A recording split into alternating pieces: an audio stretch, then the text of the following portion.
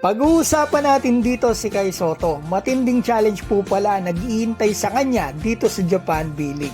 Makakasugo pa kasi niya ang top 3 teams sa standings magkakasunod pa. Mga ex-NBA player makakaharap ni Kai at yung dating nakainitan pa niya. Simulan po natin dito. May laro po si Kai December 7 and 8 Kawasaki. Andito po si Matthew Wright. 4-12 ang standings nito, pareho po ng team ni Kai. Ang tatlong import po nila puro big man mga kaibigan. Kyria Jones 6'11", Roscoe Allen 6'10", at yung bago nilang import na matagal naglaro sa NBA si Alice Johnson. 6'9 po ito, drafted sa NBA. 2018 hanggang 2023 naglaro doon. Dumiretso ng KBL, champion pa, bago maglaro dito sa Japan. Pagkatapos po niyan, matinding challenge ang haharapin nila Kai at Koshigaya. Makakalaban po nila ang pinakamalalakas na team sa Japan. December 11, magsisimula makakaharap nila Kai ang Chiba Jets. Ang number 1 sa standing, 14 wins, 2 losses lamang. Andito ang ex-NBA na si Watanabe at yung imports nila dito mga top import ng NBL. Si John Mooney, si Chris Smith at DJ Hug. At after nyan, makakalaban naman nila Kai yung nakainitan niya last season. Si Dudinsky, yung susugurin niya before. Sa December 14 and 15, pangatlo po ito sa standings, 13-3 ang record. Yung import nila, mga ex-NBA player. Andito si Yante Maten, dati naglaro sa Miami Heat.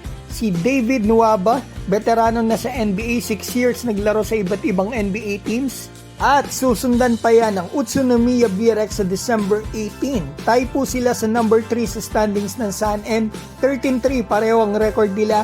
Andito ang 6'10" center na drafted noon sa NBA.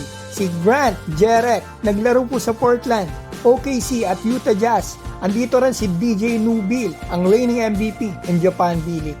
Andito rin si Gavin Edwards at Isaac Fotu ng New Zealand. So ibig sabihin mga kaibigan, matinding challenge ang haharapin ni Kai sa susunod niyang mga games. Mas maganda naman yun mga kaibigan para sa kanyang development at mas mababatak siya sa laro sa malalakas na team pa.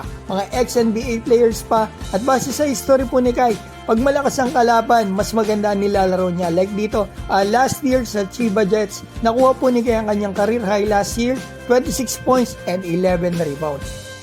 So ayan mga kaibigan na mabilis na update po natin kay Kai. Supportahan po natin siya, kababayan po natin yan. At shoutout ko po pala si Yola Brent ng Croatia, August Bitanga, Desenia, Denmark Garbo ng Cebu, Doncha TV, Resty Eduarte, Jose Willie Dediosi, Alan pa Manila, Kamikasi, Yansky, Pepito Kabuhat, Juanito Mangahas, Wilson Custodio, Raul Ramos ng Chicago, Mac Chanco ng California at Aten Star. Mga kaibigan, maraming salamat po.